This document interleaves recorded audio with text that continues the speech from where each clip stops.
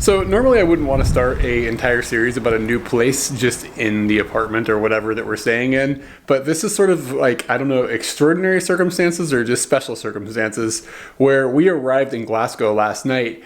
And when we got here, it was a little cold and there was a little bit of snow like falling on the ground, like a little tiny bit. And we talked to some local people and they were just like this is the worst weather we've ever seen. And we were just like, pfft, it's like a little tiny bit of snow. What's the big deal?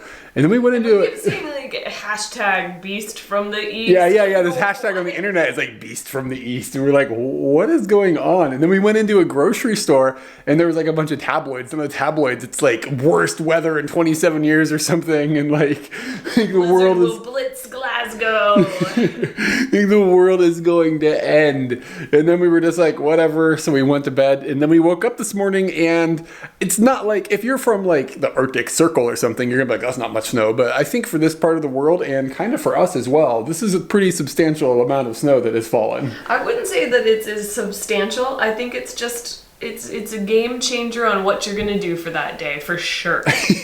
yeah. So we got here yesterday, and when you get to a new place, you're like, oh, I want to go out and explore. Dude, the sun is out. It is out now. That is really strange. But yeah, you want to go out and explore and stuff. And then we were just like, well, this would be a good day to not go out and explore because it looks horrible out there. -1. We don't have shoes for snow. And also, earlier, the snow was just going sideways past the building. So I'm okay to be viewing it from this couch.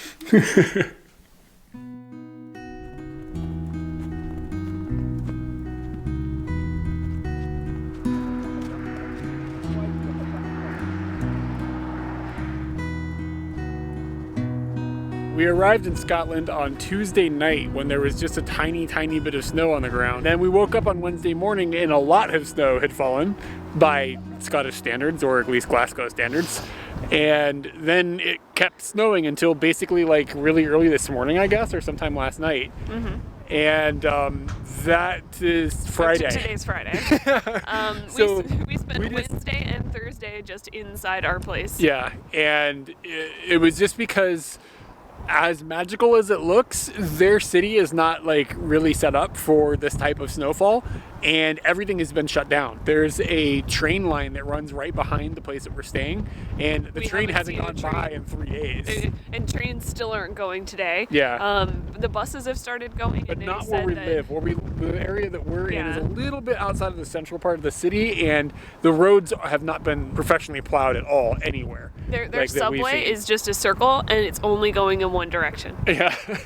So there are buses running in some parts of the city, but we did see them when we walked over to this little park. This is Queen's Park or something like that. Queen's Park, something like that. Yeah. And we saw some activity with buses, but it's like a lot of stuff is not running, and it's clear that they haven't really plowed any of the streets, and most people haven't moved their cars. They're still just sitting with all the snow sitting on top of them. So the city is essentially shut down and not functioning, and it has been that way since we arrived. And I'm okay with that because I mean, we've had time to just like, I've done a bunch of editing and she's done a bunch of work and stuff, so it's not been a bad situation at all. It's just it's weird to get to a new place and you're like, okay, you want to hit the ground, you want to go out and explore like immediately and see what everything's going on, and this was just sort of like a huge you are not going to be moving.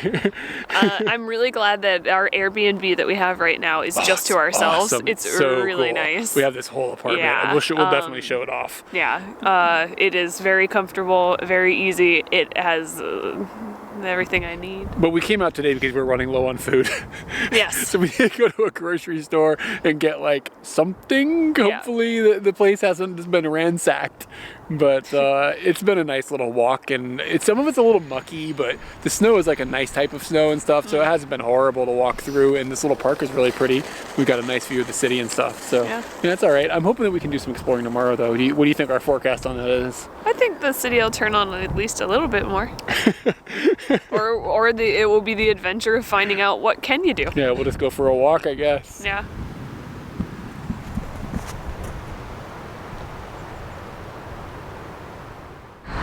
Good morning, Glasgow. I think that we're actually seeing the city for the first time. We've popped over to Central Station from where we're staying. We got on a double-decker bus after standing at a station wondering, is the bus ever gonna come? I think we were there for like 20 minutes. in hopes that the bus would come, and it did come. And we got on. We're a little surprised about how much it costs to get over here, but you know, it costs what it costs. I don't like how much it costs. But we're gonna wander around Central Station, look for some food, and then try to do some stuff here in Glasgow today that isn't just hanging around the apartment. But it's really cold and I kind of wish I was hanging around the apartment.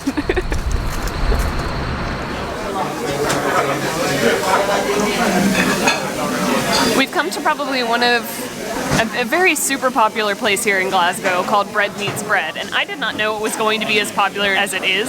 We waited in line for a considerable amount, like maybe 20 minutes, and we got a table, and then some stuff happened and we had to wait quite a while, but our food did show up. This place is known for burgers and, is it Canadian? I don't think so, I think it's from here. Okay, but they do a lot of Canadian things like poutine and things like that, but I've also heard that Glasgow is the vegan capital of, I don't know what region. It's just a vegan capital. Of Glasgow. So I put two things together, this vegan capitalness, and also Eric got an amazing Reuben at one point, so I was kind of jealous of that. So I've ordered this Reuben, and I probably just destroyed Reubens by choosing to go vegan. I don't know, but I wanted to just vegan it up a little bit and have fun with that. What did I have for breakfast? It did not include meat. I've had no meat today, so maybe today's a vegetarian day. That means I can't taste your burger. But your burger looks really good. So, lots and lots of cheese. I am assuming that this is the fake vegan meat.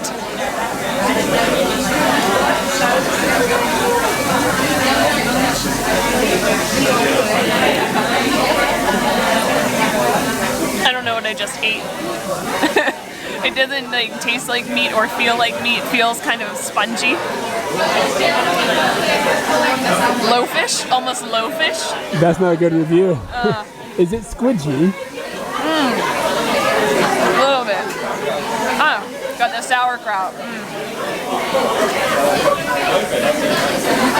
But when the meat gets in there, you can really tell that that meat just popped in. It's really strange. I don't know how somebody would think that this was to change this for like Reuben meat. It's not even close. It's not even close. It's really strange. I'm not turned off by the sandwich, but I wouldn't call this a Reuben. What would you say it's a good food? Would you get it again? Probably not.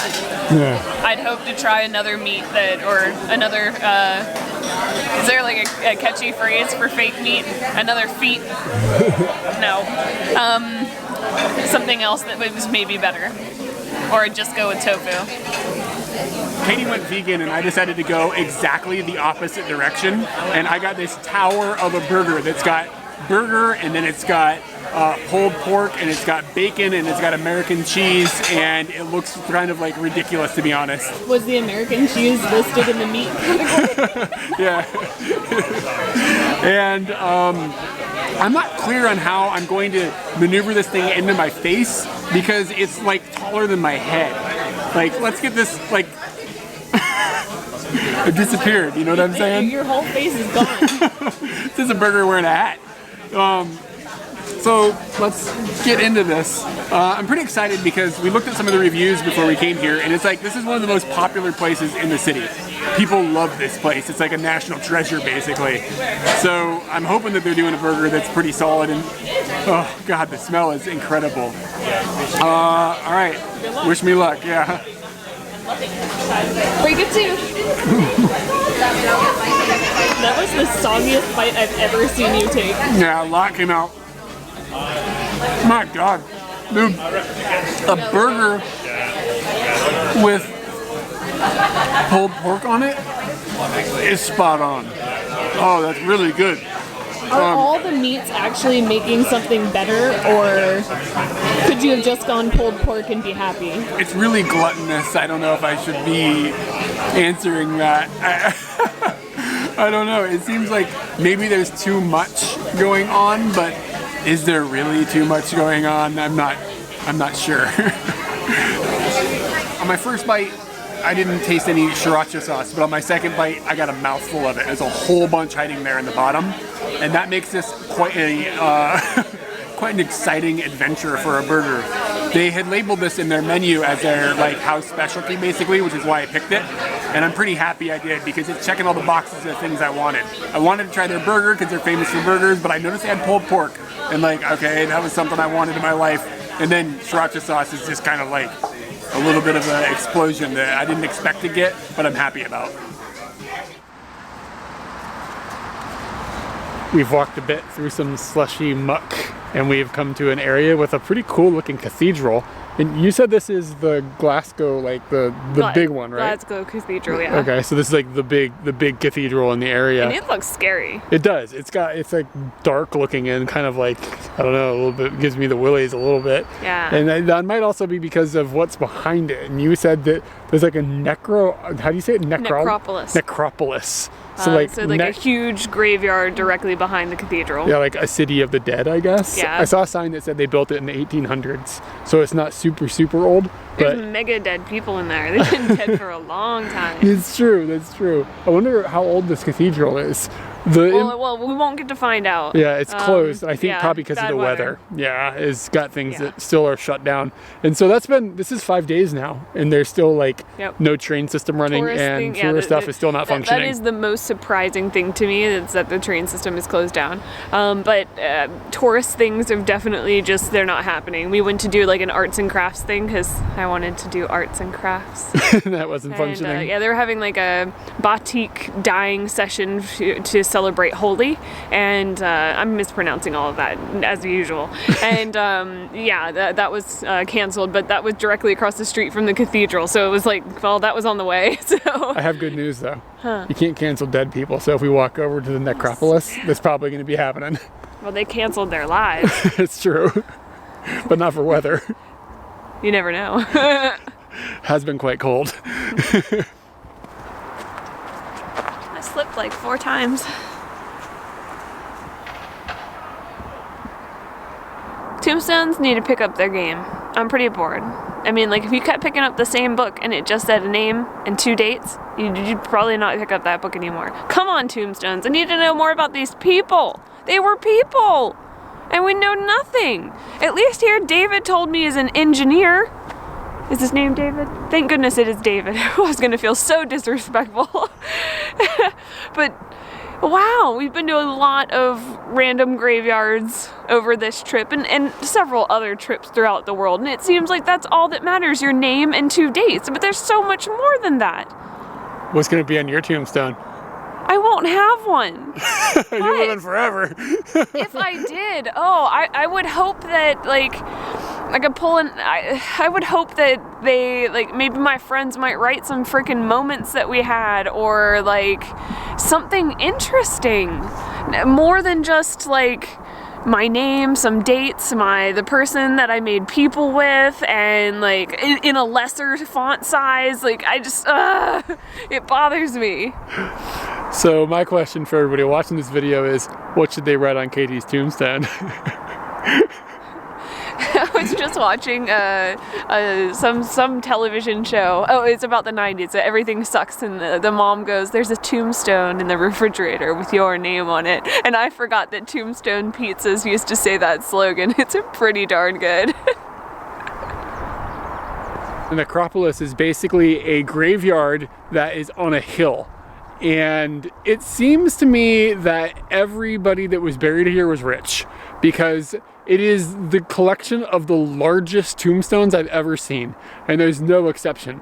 All of them are like at least as tall as me, and most of them are quite a lot larger, and in a lot of different styles. Some of them have got statues on them, some of them look like the Washington Monument, some of the people almost have got like a tomb with like a gate and like a room and everything that's all like sitting there.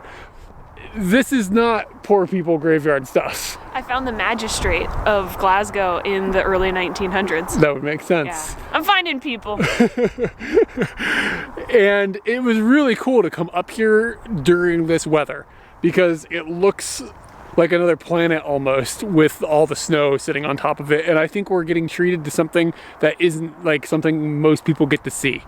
It has been a little bit hard to walk around up here. I have almost slipped a lot, and I thought to myself, if I bite it here, it better be burying me here. We're gonna have to think of what to write on your tombstone really soon. Fell down in this graveyard, game over. Would that be acceptable? Period, yes. Fell over.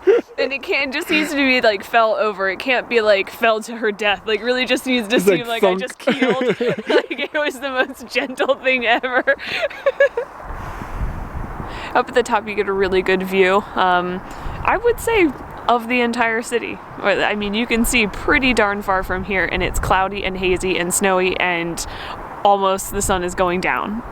So it is quite a view distance-wise, and the cathedral looks just as menacing as it did when you were standing next to it. Why is it so dirty?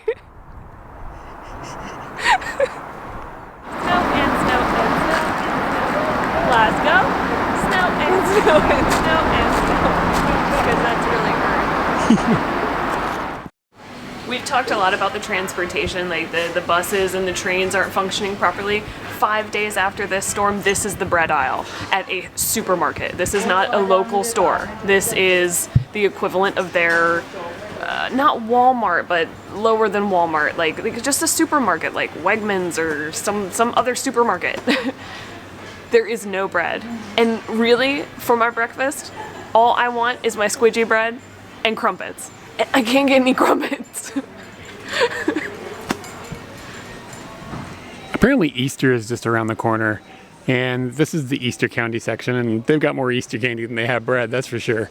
But something I did notice in the Easter section is that there is not a single peep here.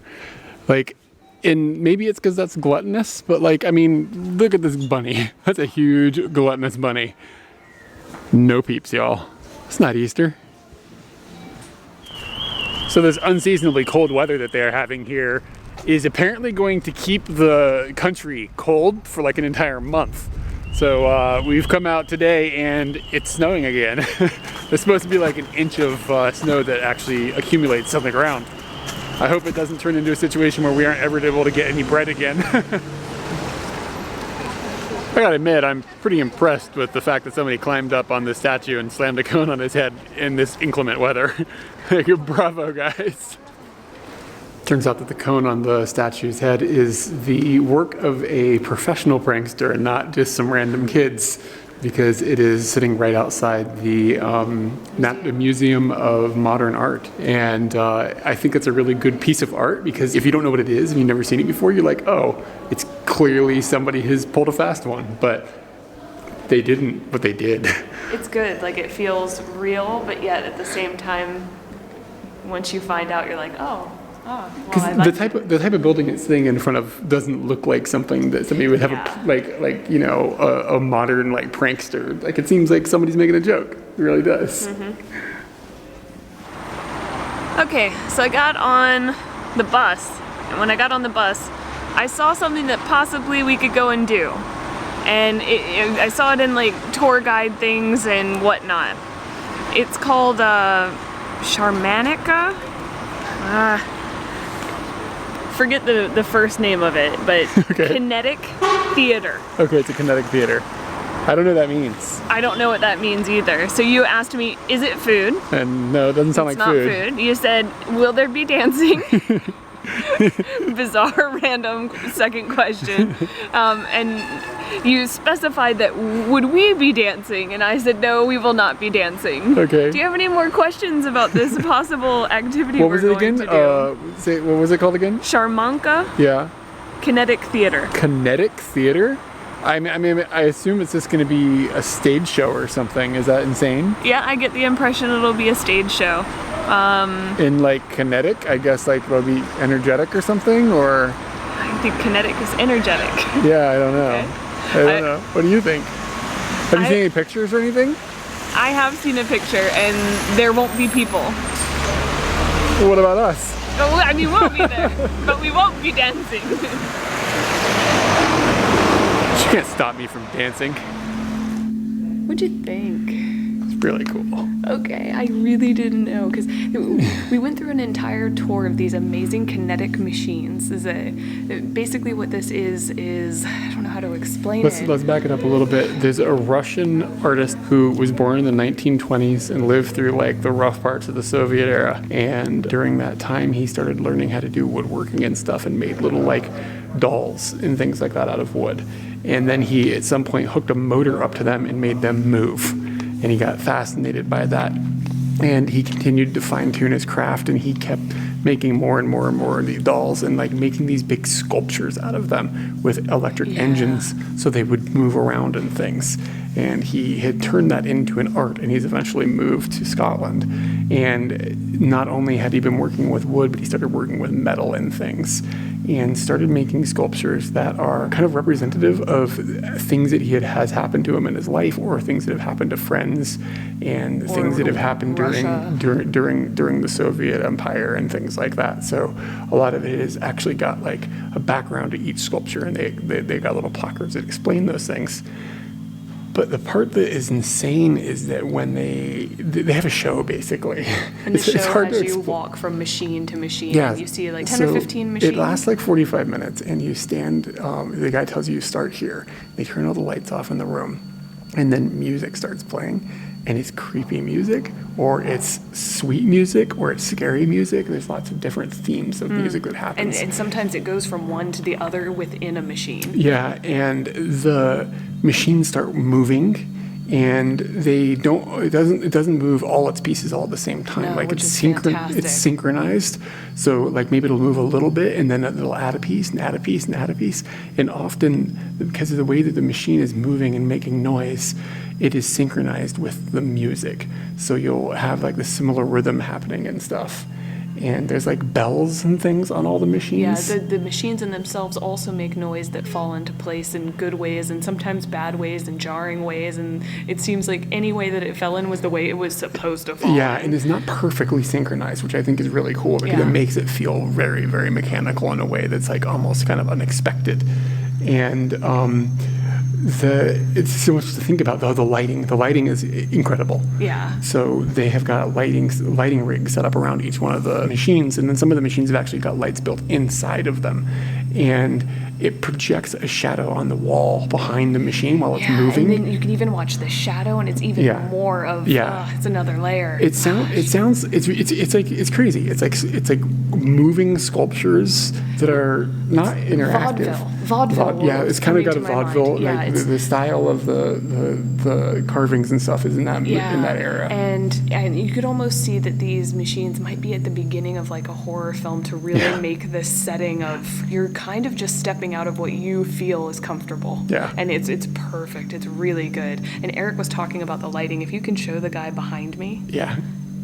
You can see the shadow on the wall, too. You can see the shadows of all of these figures, which just make them huge and monstrous. And his eyes light up from across the room, and you have to walk towards him to watch his show. And it is just and they don't unworldly. They don't play in order. So you'll be standing at one, and then one like around the corner will start making noise, and you kind have of to go and find it and stuff as a group. And there's only, I don't know, maybe like 10 people or less in our little group. So it wasn't like a huge crowd that you have to navigate through or anything. But everybody's just like, are we moving everybody's now? like, okay, are we going now? Are we going now?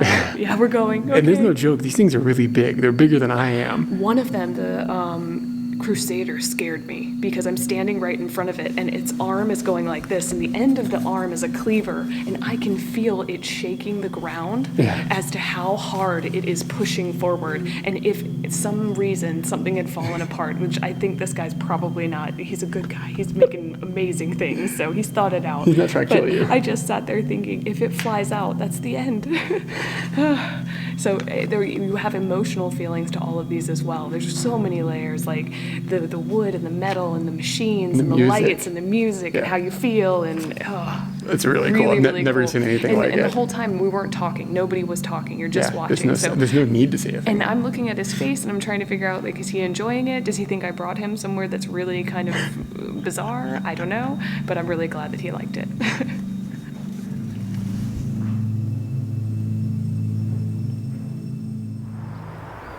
Botanical Gardens in the winter usually seems like something Well, we probably missed out on that. Botanical Gardens in snow that is 6 days old. I think we kind of mushed it up. I'm sure that the Botanical Gardens in summer are great, but we've kind of compounded a few things here that are making the Botanical Gardens just kind of weird. It's just a little soggy, y'all. But it's a reason to get out, and like it gave us a goal today to just come and check something out. Man, and we got a bus pass. Yeah, we did. We got a bus pass, and now we don't even care how far we go. Yeah. But they also have an indoor section, so maybe we'll soggy our way over to the indoor section and see what's going on in the indoor section. Yeah. I assume there's not snow inside the indoor section, but there has been quite a lot of snow. Yeah, and it's tricky snow. I heard a guy, he said he left his window open, snow got inside. That's true.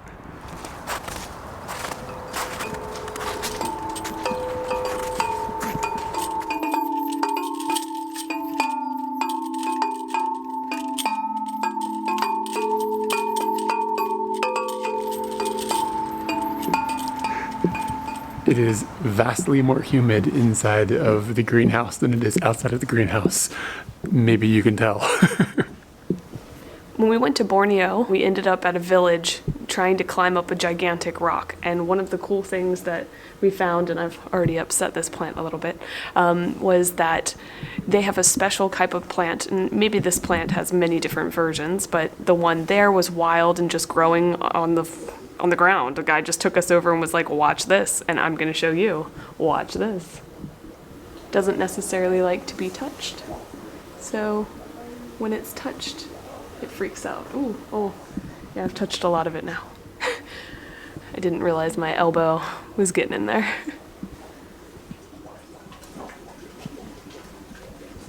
Every time we come into like a botanical garden, two things are great. One, heat, which I guess wouldn't be that great in the summer, so during the winter, you value that.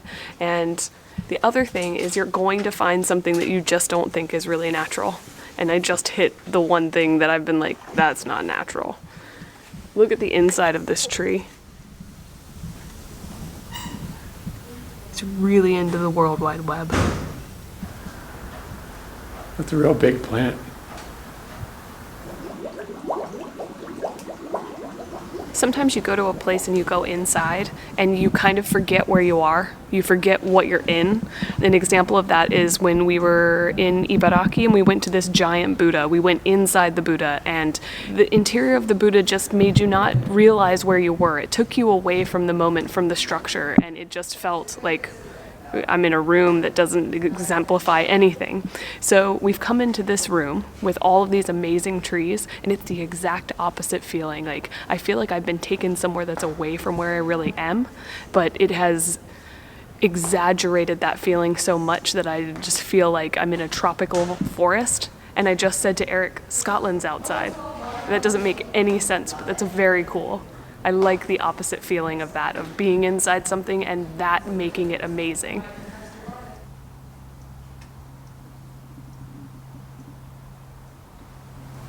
Smell-o-vision, 4,000 times any flower boutique you've ever been in. Wow. Gonna be a little kid for a moment. So I have a plastic bag and I'm gonna steal some of this smell. And then later in the day, see if when we open the plastic bag, if it smells exactly like this. Because if it does, that'll be a fun moment, but it'll be fleeting for real. Gotta get the best smell.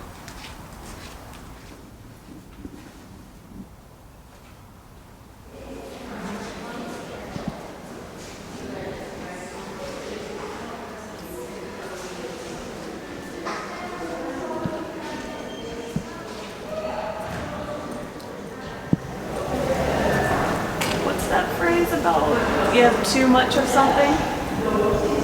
Gluttonous? No, not gluttonous. Like you reach a certain level and like the impact, no more will impact you in any way. It's not like tolerance. We had thought about it recently and I can't remember what it was in reference to. But right now, I don't care about plants anymore. I thought we were gonna come in here and there would be something else in Kibble Palace, and Kibble Palace would have been amazing had I come into Kibble Palace first, but we went into that amazingly done greenhouse that just was plants everywhere, and there are plants in here and it's huge and wonderful. But wow, that's a lot of plants. On the same grounds as the greenhouse is another structure that is sort of a greenhouse, but has a definite different appearance on the outside, and it's called Kibble's Palace. And it is named for a man who was like a wealthy dude back in the 1800s that had a lot of influence in the Glasgow area and stuff. And apparently he was like an innovator and like a influencer back in the day, and he had made some well-dressed man as well. Yeah, he had made some fashion that like some royalty had worn and things like that.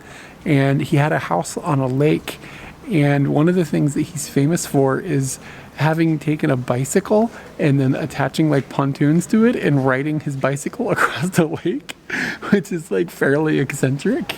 Sounds like fun. And he was also an early pioneer of camera equipment, and apparently had one of the biggest cameras in the world, and he had to strap this thing to like a wagon and have a horse pull it. Like it was a big, yeah, dude had a huge camera. And in here we've just got a bunch. Have better quality. Yeah, well, maybe, I don't know. Superior quality. We don't have a pony though. Yeah. In this palace that they've got now, it's just a bunch of plants and stuff, and there's some artwork and some sculptures and stuff. And yeah, I don't know exactly why it's still tied to that guy. Maybe he was just that influential and had a camera that big and rode a bicycle across the lake. You have a camera that big, they just dedicate things to you. I wonder if he got a picture of himself riding across this lake. Probably hard to take a selfie with a camera. You need a pony to pull. Yeah, give the pony a boat and like a bicycle. Pony on a bicycle. So we came south just of Kibble's Palace, not very far at all, to Ashton Lane. And Ashton Lane looks pretty amazing outside. It has like a quaintness to it. Was it cobblestone streets out there? They had the cobblestone streets, and there were lights in the air, but they're not on right now because it's daytime. Maybe coming back here at nighttime would be an awesome thing to do. One of the restaurants on this road, Ubiquitous Chip. Trying my best here. This is Scottish. I know it's English. This place is really well known for Scottish cuisine and for just kind of being an upscale joint. And we found out that they have a cheaper kind of lunch thing, so I decided we'll come here and hope that Eric can find something that isn't haggis, because he is not interested in what I'm getting today. And obviously I got the haggis. And as we were reading the menu, the haggis was very easy to understand because I know the word I'm looking for, but there were a lot of words that we couldn't figure out what they were. So we had to have the lady translate for us. And I don't even remember the words we asked her to translate. Like, she had to translate the Scottish word for spring onions. We didn't understand what that was. And some type of way you prepare eggs. We just had no idea what these words were at all. So she had to explain those things. But outside of that, my dish is pretty easy to understand. Haggis, neeps, tatties. Tatties is potatoes, and neeps is, we just found out, rutabaga, and haggis is, and Ubiquitous Chip does venison. I was gonna say Venice, and I was like, that's not right. Venison haggis. So this is not sheep, it is deer. And it is the lungs, liver, and heart of said animal. Usually it comes in a sausage form, but this is a squirt form. And I like that. I think that's kind of fun. I'm okay with not having to cut through the outer layer of the sausage. The outer layer of sausage is usually the stomach of the animal as well, at least traditionally. All right. So in a sense, this is sausage in a way with no skin, yeah? Yeah, sausage with no skin, and I kind of already see some, the little white bits seem more like oats. Or some sort of non-meat-based item.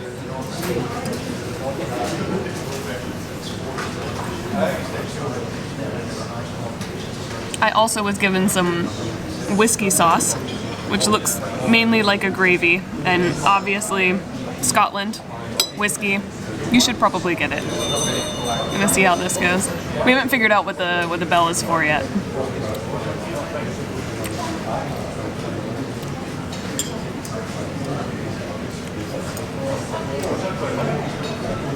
It's a good flavor for gravy, but I don't necessarily like get a whiskiness about it. But I'm not a connoisseur, so it's good. But How is the haggis? oh, it was great. This one has a good spice to it, like a good zing. It is got a texture of liver, but not the chalkiness of liver. It's full flavored, but has the texture of liver, is how I would describe it. And I am epically glad that I got this. It is delicious. We totally forgot the neeps. The color is surprising to me. If I saw this without having looked things up, I'd assume this was carrot. Like maybe a watery carrot.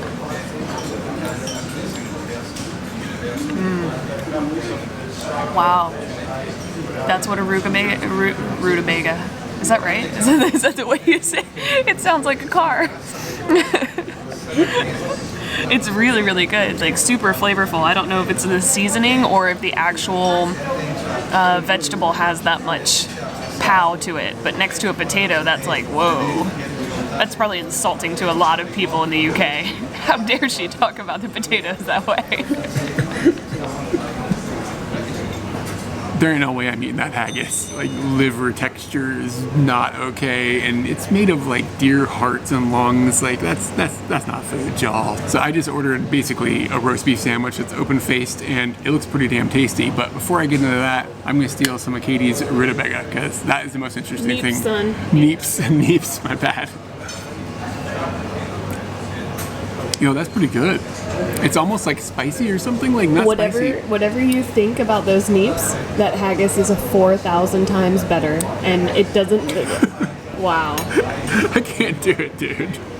So let's just jump into this open-faced sandwich that actually looks quite tasty, I must say. It's got some pickles. It's got some, looks like a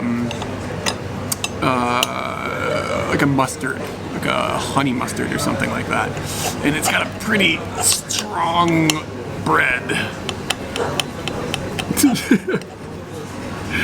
All right, I think I'm eating this right.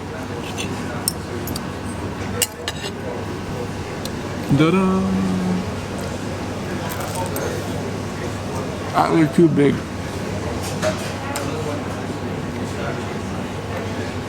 It's pretty good. I mean, it's a good open-faced sandwich. I have no idea if this is like Scottish at all. I know what's on Katie's plate is like super Scottish, but is this something Scottish? I don't know. We don't often have technical errors, but when you have a technical error, it's at the weirdest possible moment. Like when I just decided I was going to eat the haggis, I ate the haggis, we talked about it, and then we realized that the record wasn't going on the camera. So to back up a little bit, I decided, like, I was sitting here for a while and I was like, I should try this because, like, I ate the fish in Sweden.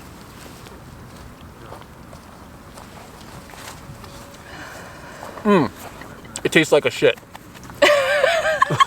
Can't possibly be worse than the fish in Sweden, and it's really not. And I'm gonna eat it again right now, and it's not the first time I've had it, but I'm gonna kind of explain my experience that I just momentarily ago had that unfortunately everybody got to miss out on. Because I do think that watching somebody react to something like this the first time is kind of the fun in it, but that just can't be done again. So here's some haggis, and you had explained that, swing yourself in the frame. So my explanation of this was, in America, you can go to the meat section and you can buy these tubes of sausage. You cut them into patties, and when you cook them, they kind of crumble away. Like they end up being in crumbles, and at the end, you have like this spicy little sausages on your plate, and you just put maple syrup or syrup all over it, and you enjoy it. And the texture is not exactly the same here, but the spiciness and the good flavor are very, very, very much similar. So that was her advice. Think about it like the little crusty Walmart style sausages that I'm gonna put maple syrup on, but there's no maple syrup here. And Katie had already pointed out some of the texture and stuff and how it's kind of like liver. and I really tried to ignore that. Taking a much bigger bite this time. Yeah, I am. And it smells like sausage, like kind of like a spicy flavor and stuff, which I think is like, that's appealing to me. And I'm gonna eat it again, and that is showing how not bad this is compared to like what my imagination of it was. And it's like sausage, but it really falls apart in your mouth a lot. Very, very peppery. I actually would like to try the original style, which would be a sheep's version of this rather than the deer's version, because I think this actually has quite a strong flavor of deer. Would you order this? I probably would not order it, but I would have a bite of yours. That's where we're at with this. It's just not. It's not good. It's good. It's just not full enough or something for me to want that as a meal. Maybe if it was in a sandwich or something, like there was some bread or something to like accompany it. More than just the 3 slugs I had? Yeah, yeah, more than just 3 slugs. But yeah, it's surprisingly good. And to think like 5 minutes ago, I didn't think this was. I was like, I eat food. It's food. It's all right. It's been upgraded.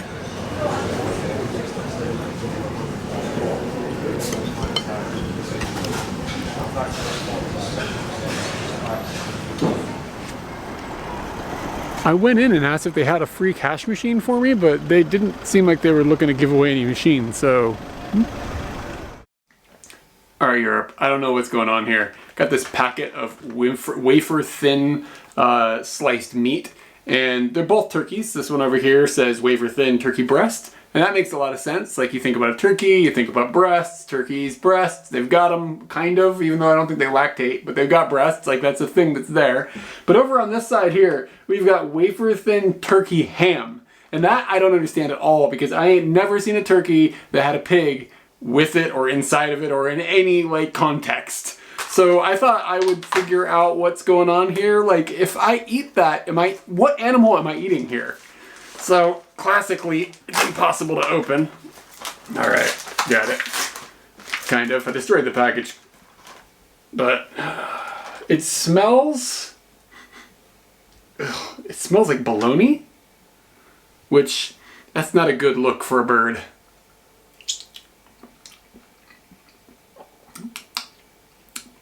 I mean, the thinness is nice. Like, I really like that thinness because like the flavor's got nowhere to hide, but it's kind of like slimy and not okay. But it was like £1.50 for this double pack, so what am I really looking for?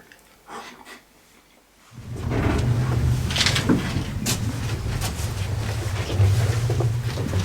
think this is quite a disorientating building, I suppose, to be honest. The further down the round we go, the more confusing it is as to where we are. Where we are right now, through that wall on my left-hand side is the Argyll Street Bridge. Since we've been traveling in the UK for Quite a while.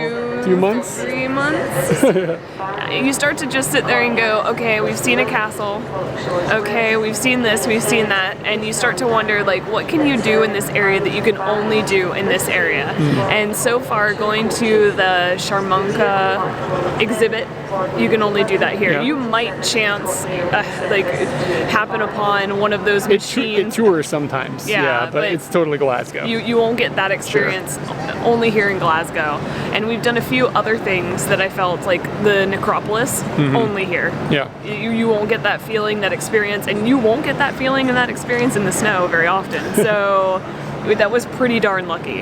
And today we came to Glasgow Central Station and we took the tour of the actual station. And Glasgow Central Station is like the main station in the city. It's a huge, huge station. Yeah. And it's got a lot of history to it. It's quite old. And I got kind of the impression that it's on the same level as like King's Cross and other mega stations major in the UK. station in the UK. Yeah. Feels to me like Leeds and like all the other bigger ones we've been through. Yeah, so I'm now starting to see that. And having gone on the tour, we went underneath the entire structure and got to play around in some tunnels and went to, like, they used to have older Victorian like a platform. A whole like platform. The whole, like another train station that used to be below this. It basically, when they needed new train station stuff, they just built another one above it and then like deused the one below. And they just started to expand it above as opposed to expanding below. Yeah. And the highlight of the tour is, I mean, you get to go and you get to see parts of the station you wouldn't normally get to see, but it's run by this like extremely passionate dude with like this incredible beard. Like this guy is like amazing looking, and he's got this incredible accent, like super strong Scottish accent. Yeah. And so strong, and our friends will laugh at us and they say like that we can't understand Scottish. Yeah, we can't. Yeah, some of it, like, I know the general gist, but there was a lot of missing details just because just his pronunciation is insane to us. It wasn't missing details based on him forgetting to give us details. Yeah, it was just like our inability to understand his accent 100%. But incredible tour. Like, it's obvious that this guy, Paul, just loves where he is and what he's doing, and he wants to know more and more about it from a historic perspective. So I think that Katie was like, oh, we're going to go do a tour of this train station. And I was like, okay, we're going to see trains and stuff. We didn't see any trains. Did you notice that? Like, there's trains up here operating, yeah. But the point of his story is to explain, like, the social impact of this area. And he talked about how before the train station was built, there was an old village here, and that it had to be removed for the construction of the train station. And he talked about the beginnings of those villages and how they came to be, with like refugees and things like that, and two cultures colliding in one area, and then that village needing to be like go away to make this station, like you were saying, and then that the station was really small and crowded and crazy and hectic, and we got to see that down at the lowest level where he would like the walls are still black from the soot because the trains would come in and the exhaust from the train would just go all over the walls, and like it was like a cloud of black death in there. And it was like to actually see that still exists down there is really impactful. Like it's like, whoa, this is what it used to be to live back in the 1800s and like hop on a train or whatever. And he had a really long story about World War I soldiers coming back from the war, and like they would be in various levels of health and some not alive anymore, and how a big area down there, he has photographs of just hundreds and hundreds and hundreds of bodies, and women would have to come and just like pull the sheets up and look for their loved ones, like, is that my dead husband, is that my dead husband, just going along trying to find him. And he had quite a lot of detail, and it was kind of like, it was strong, man. It was like kind of hard to listen to.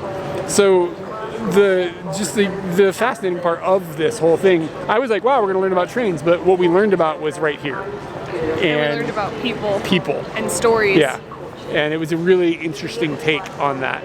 And it was really well done just because of his passion. Like this dude, he's like trying to put a museum down there and stuff, and like apparently it's opening in 5 months. There's going to be a complete change, and it's going to look completely different. They're trying to restore some of it. If I came back, I'd go on this tour again. I would come on. If I came back after that, I would come back again. There would be different stories, but what's great about the situation that we have in particular is that I could take that tour again, and I'd learn more. If it was exactly the same.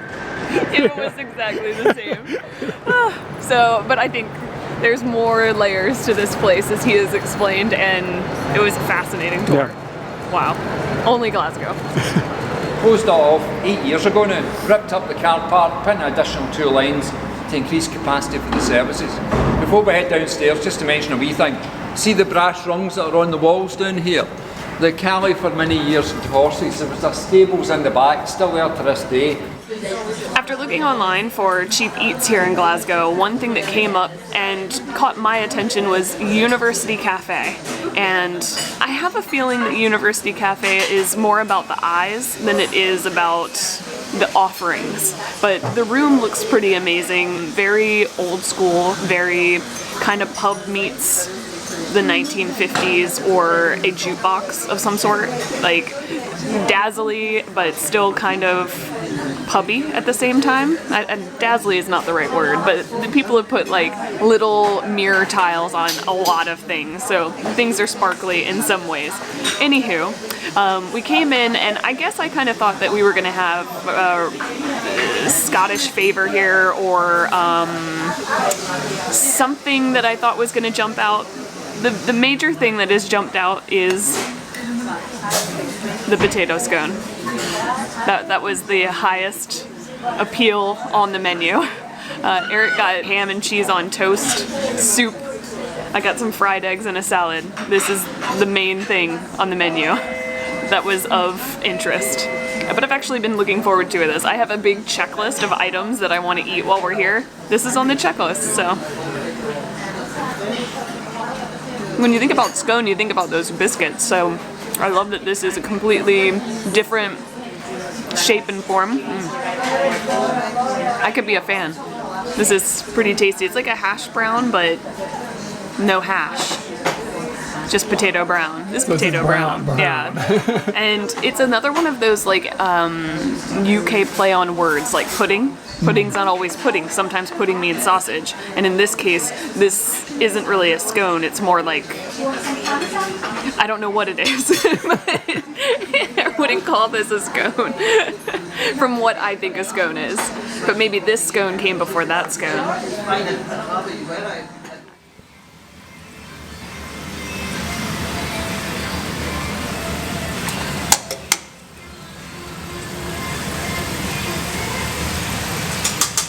1 second, he's gonna come. So wait there. All right. We've come over to a little chippy called the Blue Lagoon that it's apparently a place it's a place that Justin Bieber has eaten, which is a really bizarre tidbit. And the reason that we rolled in here is not because of fish and chips, but because we wanted to get something that we've heard is a Scottish special that is a bit bizarre. They will take a chocolate Mars bar and they will deep fry it. And we've got ourselves a deep fried chocolate Mars bar. And when the dude prepared it, he let us go behind the counter and watch him do it and put it in deep fryer and stuff.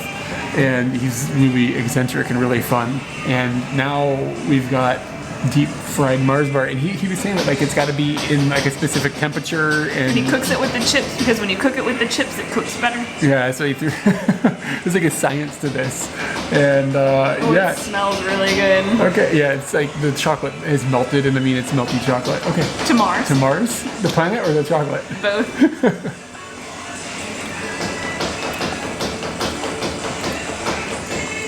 Buttery. Yo, that's actually really good.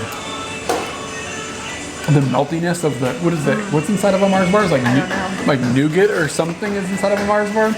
You know, whatever, you know, the center of a Mars bar, it's just There's definitely caramel, nougat, Oh. chocolate.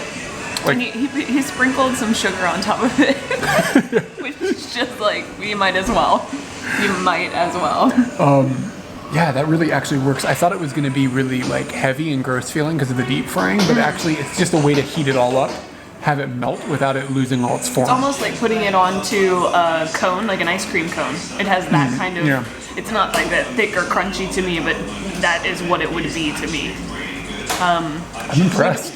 Impressed, would bring people here. If somebody tells me that they're coming here, you need to try this. Well, I mean, if it's good enough for Bieber, it's good enough Good for enough us. for Bieber. Now let me get it. Hey, here you go. Here you go. See? Thank you. This is the fried Mars bar. Here you go. It's not yet ready. 1 second. Coming now. Here you go. Yay. If you're in the university area, you might as well come and look at all the amazing architecture. Seems to be quite a bit of it. Yeah, It's like a castle in here, man. definitely something most people would disagree with me about. You had to think about how to say curly fries? Well, I had sat there thinking about Kringle fries for a while, and to me, Kringle fries are the best fries. What are Kringle fries? Crinkle fries are like crinkle cut, you don't know? It's like zigzags. Like ghetto ass shit? Explaining crinkle fries. I like those. Well, I mean, you've got chips or wedges, then you got skinny fries, crinkle fries, curly fries. Yeah, everybody thinks curly fries are fantastic, and I think they're just gross. Universities are kind of fun because, in a sense, you can just sort of walk around wherever you want, and we'd done that. And then some doors magically opened and pulled us into this room with this giant carpet and these amazing-looking stairs and this incredible ceiling and the works. And it's just sort of like a nice little It surprise. smells like a candle in here. It does smell pretty nice. Scary stuff in Glasgow. Let's do this. This machine. What the hell? It is exposed to the elements and the children's.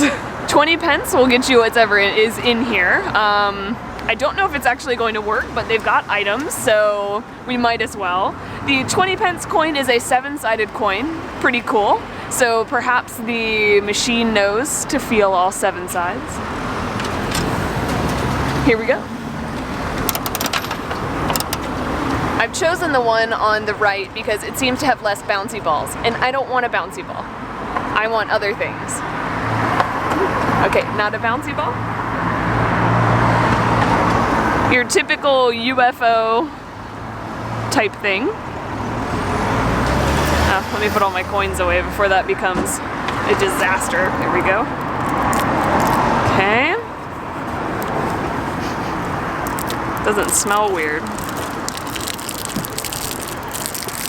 Oh no, I know what it is. Or at least I think I know what it is. It's not food, is it? Not food. Well, that's good. It's not prophylactics, which is also good. But pretty sure I know what it is. And a kid hit me with one of these the other day. And it annoyed the crap out of me. Wait, a kid hit you with one of these? Yeah, What? who was this kid? He had one of these and he hit me with it and I was just like, I hate you. It's one of those slappy hand things. This is just as bad as the bouncy ball. But the bouncy ball doesn't run away from you. Or the bouncy ball does run away from you. I really do want to hit you with it though. And I'm just gonna hit the building because, yeah. There we go. That's not covered in disgustingness now. Glasgow. 20's plenty. I would definitely say that it's plenty because this road ain't no joke. There's no space. You taking your car down there, you better be going 20 or below because there's no room.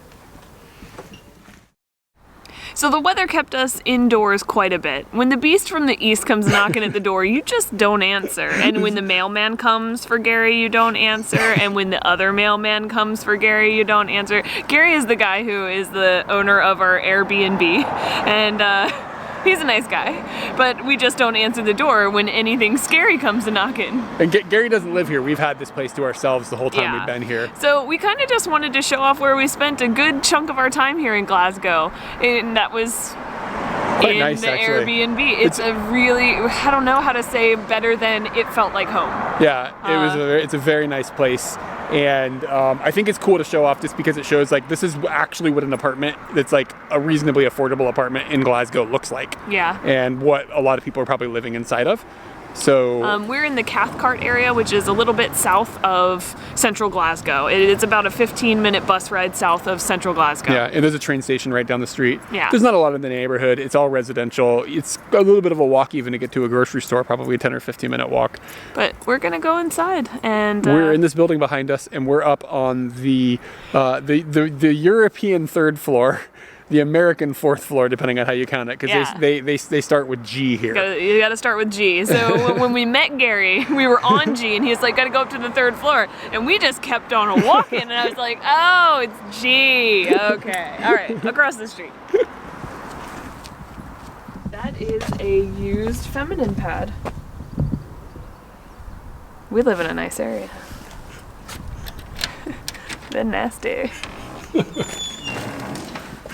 Interesting tidbit, there's a door outside, so we have a special key just for that door, and that's kind of nice. Extra security. Ground. We're almost to the first floor.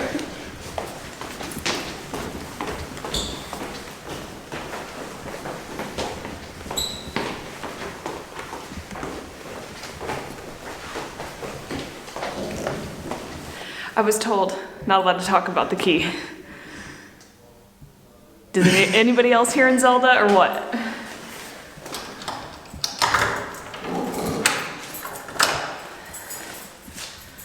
Two keys for the door. And you have to pull it out. You're breathing heavy, girl. You all right? I walked real fast up those stairs. And I know you're gonna zoom it up, so just wanted it to seem like I really ran up the stairs that fast. Ooh, it's warm. The heater is on a timer, so it must be after 5 o'clock, and that means the heat's on. Lovely. So can you flip the light on up there? Yeah. Yeah, this is our door. This is the lock. Really fancy stuff. Yeah. This is the worst door? We're just gonna start off with the thing we hate the most, because then we'll get into all the things we like. It's got one of these. It's got one of these things up here, and it's really, really heavy. It's really heavy. It closes itself pretty darn hard, and the only thing that's in here is the kitchen. It is like a super small room. And it's a nice kitchen. It's a nice kitchen, but there's no need to close this off. But for some reason, there's a big door there. It doesn't make any sense, but... Are there any features of the kitchen that are interesting? Quirks or features? The dirty stack of dishes is definitely a great feature that I will take care of later. Nothing like super crazy. I kind of like how small it is. Like... Back up, yeah. No, look. Like, we're just kind of in here, and like you can reach everywhere. Like, I can reach here, and I can reach here, and I can get in this the fridge box. Like, Yep. the whole thing is like laid out like fairly well. One of the weird things about here is we have like these bags that you're just supposed to put like compost stuff in. But then I just go and put it in the regular trash can. So I don't really know. You don't know the system. Why. I don't know the system. That's one of the interesting things about Airbnb. Seems like you'd be able to do, like, live like a local, but I can't. I don't know what I'm doing. There's also a machine to wash your clothes in here, which is super nice if you're staying here for a while. Mm-hmm.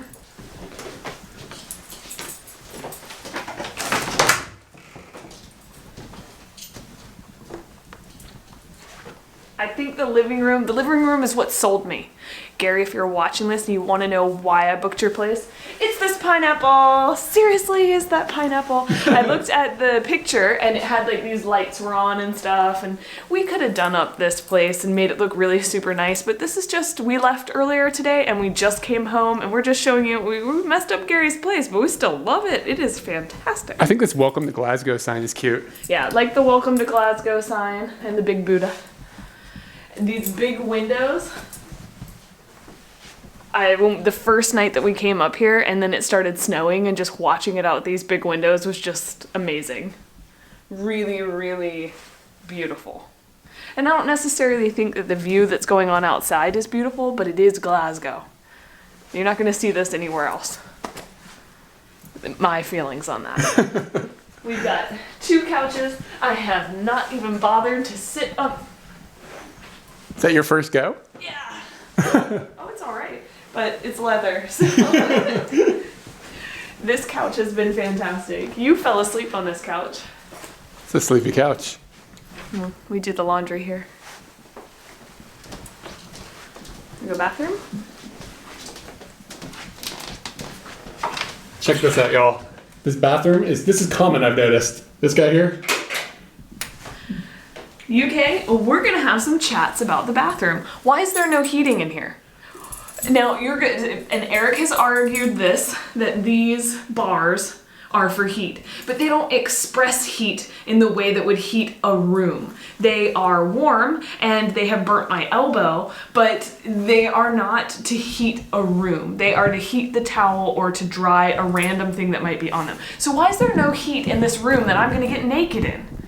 I literally have just stopped liking showers because the rooms are not warm enough. Another thing that brings that coldness is this freaking door. What is this? I've been thinking about this a long time, okay? What is going on here? I get that we have like shower curtains. This to me gives you a very false impression of possible security. It is sturdy. It is something that you necessarily don't trust glass, but you might think to yourself, oh, okay, and then you hit it and you fall out of the bathtub, at least when I'm looking at... Yeah, it's got a handle here kind of like on the inside. Like, I sometimes am like, oh, I need to like wash my foot, I want to hold onto a handle. So I grab this thing and it starts moving, I'm like, nope. At least when it's a curtain, you know you can't trust it. It's just a sheet. You can't trust a sheet. Now, when you have the curtain, it encompasses the shower and keeps the heat in. So then this room could be all the cold it wants to be. But with just this pane of glass, there is no heat here. Yeah. It's this coldest room in the house. I gotta get naked in here. I gotta take a shower in here. I'm frustrated by it. Why is this happening? Let me know, UK.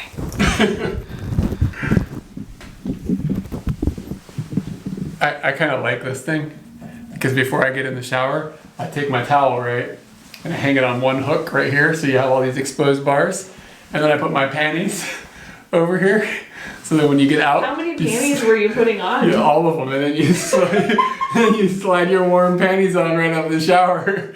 It's pretty delectable. Another thing I like about the bathroom is that you got the toilet here, and I love this big shelf. Like, this is really nice. Like, you're doing your thing, and like you can do stuff here. Like, you get shit done.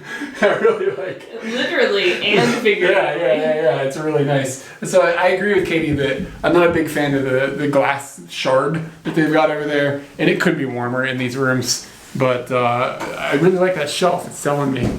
And I think we just have what, one more room? Yeah. Door. This is the bedroom. And again, another gigantic window and a nice little workstation. I've been working there. I've been doing transcription, just like words going in and words coming out, and birds. And trains. And the train goes by, yes. Oh, I wish it would go by. I don't hear it. Yeah, so the train goes by maybe not very often, 4 times an hour both directions. Okay. Yeah, I think that's about it. It is really not too, you'd say the train is right there, but I barely even notice it. And the other big feature in here is like huge mirrors. It's a bit freaky, you know what I'm saying? And I've been sitting here, sometimes somebody recently asked me, like, what color is the mirror? And I think that's a colored mirror. Like, it doesn't seem like the real color of things. You think it's And it's gold? really messing with me. It's a gold mirror. It's a bronziness to it that I don't, like, I feel like when I look at myself in the mirror, I've been at the beach a little bit. Yeah, I think you might be right, man. So, what is the color of the I don't know. It's pretty cool. Like, this is all closet stuff, and like Gary's stuff is back there, but like these whole things move and everything. Yeah, it does go across the whole room, but we've got other stuff going on in there, so, you know. And if you are not European and you're curious about how heating works, this is what the heating system looks like. Thank you. So I'll actually explain. It's kind of interesting. So they have the boiler. And the boiler is in this closet. I'm gonna show off the boiler in a second. Oh, okay. I don't know how the boiler works. I assume it's boiling water. I don't really know. But this thing just gets quite warm and then warms up the room. And you can actually adjust a temperature gauge down here. So you can individually adjust the heat that comes out of each one of these. Each room has got one of these, except for the bathroom, which has that metal rack thing. And no heat. Yeah. It gets hot enough to burn you, but not warm enough to warm the room. And then the boiler itself is in here. I'm worried this might be a little bit dark.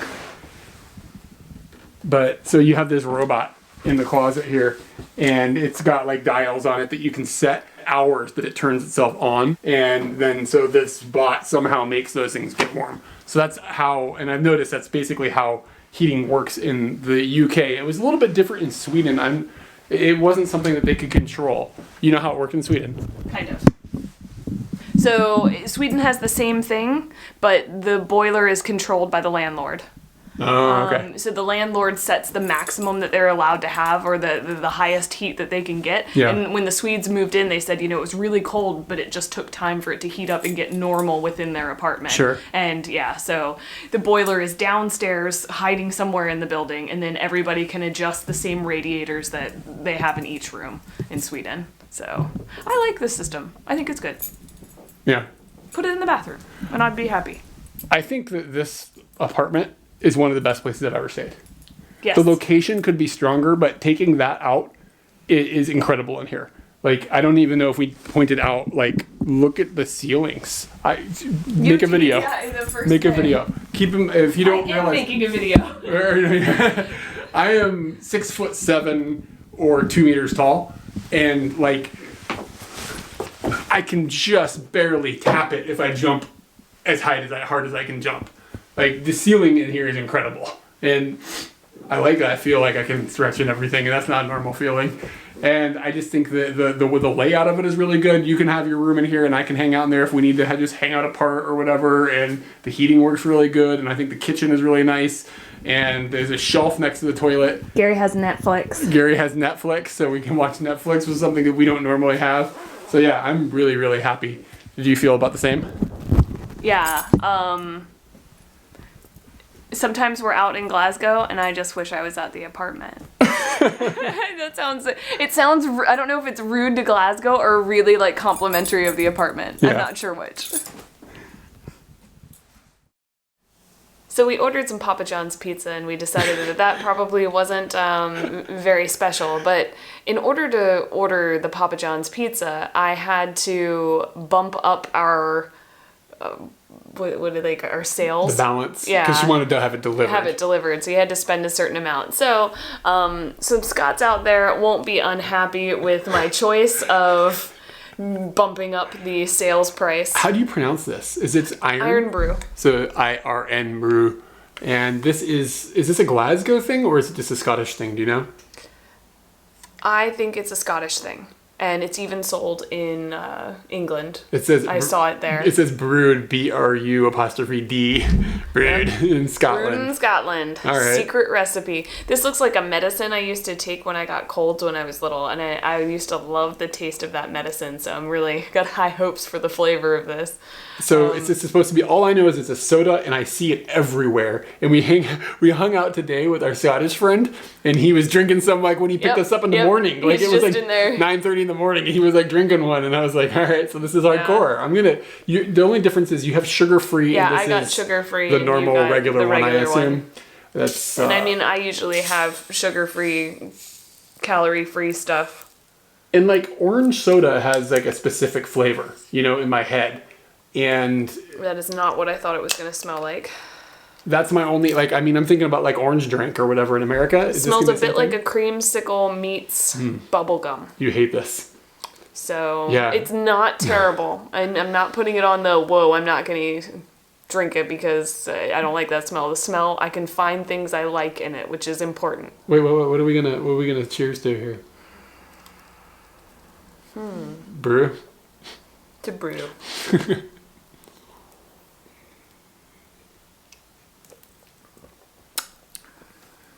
You hate that. Yep, this is not something I want. It tastes kind of like bubble gum. It tastes like cider. It tastes like ramune. Yeah, you're right. Yeah, it's like Japanese ramune, kind of. It's not at all what I expected for something. It feels like a child's drink. A bit. And that's why I'm Let's now switch surprised. and see what you think. Do you think it's the same? You shouldn't try that. You won't like it. I really don't like sugar-free sodas. I can definitely smell a difference. Like, it just smells That more... one's stronger.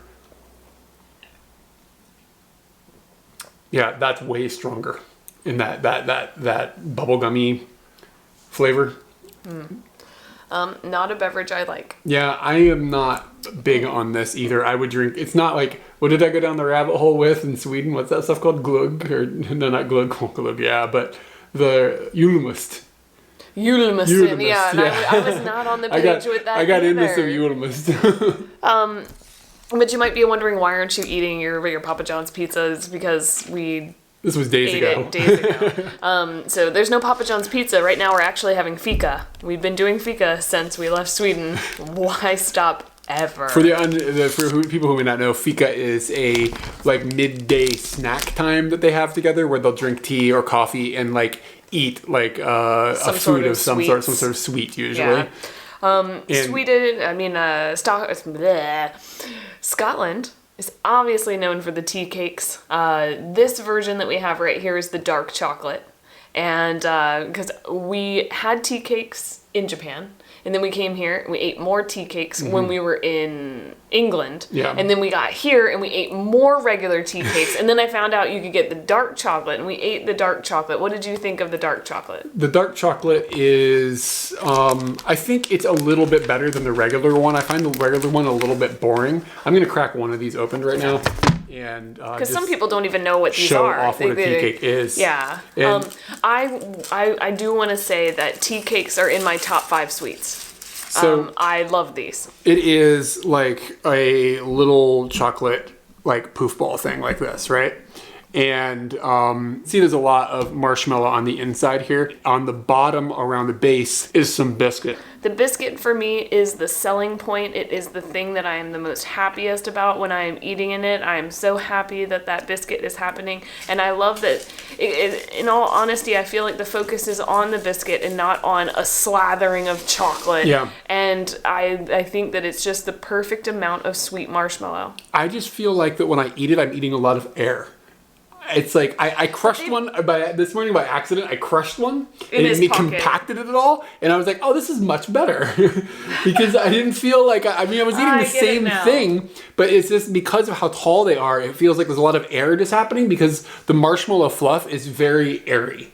It's not like a thick, sticky type of thing. I guess when I eat it, I really like push it all together in my mouth and like meld it the way that your pocket was doing it, but I do that with my face. So yeah, it is one of my favorites. I feel like it's simplistic, but yet sophisticated at the same time. I really do like it. And for me, the difference between the regular and the dark chocolate's for holidays. That's how it feels. That's right. I took a bite of it and I was like, it's kind of Christmassy. Christmassy up in this one. Yeah. So that's for holidays. I would save that for holidays. Because the chocolate is so thin, the chocolate doesn't have a very strong flavor, and I typically don't really like dark chocolate. But since it's so incredibly thin, I think the dark chocolate gives the chocolate that extra little punch that you don't get from the ones that are just regular milk chocolate. So I think I prefer the dark chocolate ones.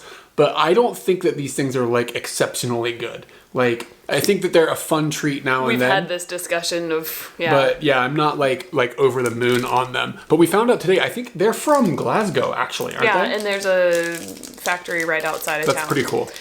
So since we've obviously had tea cakes and can explain tea cakes and tell you where they fall in the chart of sweets for us personally, I wanted to try something that was from the same company, which is also would be based out of Glasgow, like it says it right there. Uddingston, Glasgow. Oh, cool. I wanted to try another thing that they make. And I did see that you can get snowballs, and I was kind of bored of snowballs because they don't have that biscuit. And I decided there's no biscuit in the snowball. It's that marshmallow chocolate and then it's coconut. So I went with the caramel log. And I don't really know exactly what to expect. This is the roasted coconut version because I'm kind of on a coconut kick. Perfect. And they come in their nice little package. All right. I have to say I'm not a big fan of that soda. It's still like floating around in my mouth. And I'm just kind of like, no. Sorry, guys. I now wish I had a backup beverage. Yeah, we might have to. You can make some coffee. Did you want to try one too? Okay, how about we just split this one for now? Okay. You're not committing to the goodness? Well, I don't want to. We can stuff our faces off camera. You just stack up the snacks, but I'm trying to maintain my classiness on my internet persona. So it just looks like it is covered in coconut. Yeah. Really crunchy sounding, and it's this coconut. We need a vacuum cleaner now. Gary needs a vacuum cleaner. All right.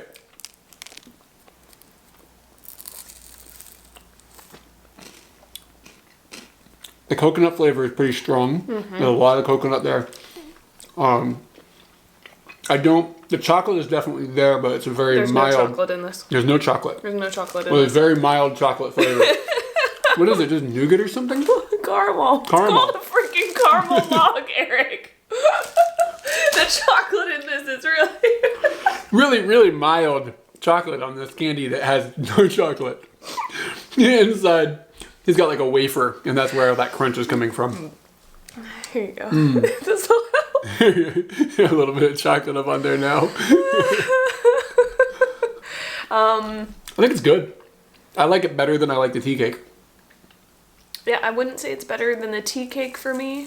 I feel it's really condensed and packed in. Mm-hmm. That's why I like it. You don't have to squish it in your pocket first. It comes out the package right. Yeah. Agreed. It is good. You still a tea cake girl?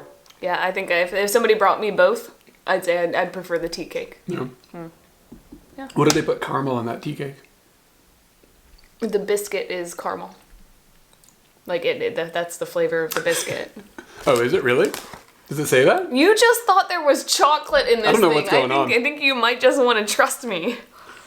I feel like it's a caramel biscuit. We'll find out. Dark chocolate. I don't know, man. Delicious biscuits, base, topped. I could have swore that I read caramel the other day. Anywho. Am I gonna eat this or are you gonna eat this? That's mine. Oh, okay. I tried to give you your own. I don't know what's going on here. Yeah. So I would think that those are really good. All of that company does a really good job. Yeah. What is the name of the company? Tanooks. Yeah, Tanooks is kicking it out. Tanooks. They're doing better than Iron Brew. Sorry, Scots. I know that's probably some sort of... I was kind of psyched about that. Me too. I was even offered it in England, and I said, no, I'm going to Scotland. I want to have it there. Turned them down. Yeah. So, That's the right thing to do. gotta try it in the motherland. If you can. Yeah.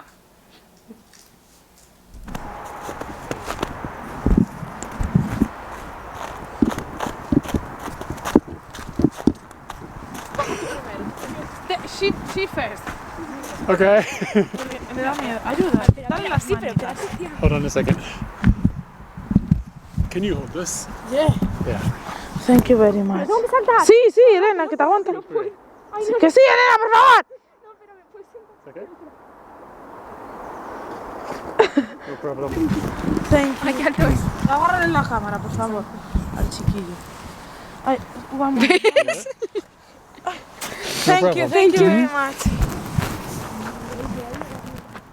The condition of these magnificent girders above your head. These girders are truly astonishing. These girders are a testament to the men that built this place. They have thousands of rivets in them, rivets were put in by hand, manufactured by and large at a place called the Parkhead Forge in the East End of Glasgow, when it was a forge, no a shopping centre. I'm not suspicious of all traffic cones. Is this art? You can pop up off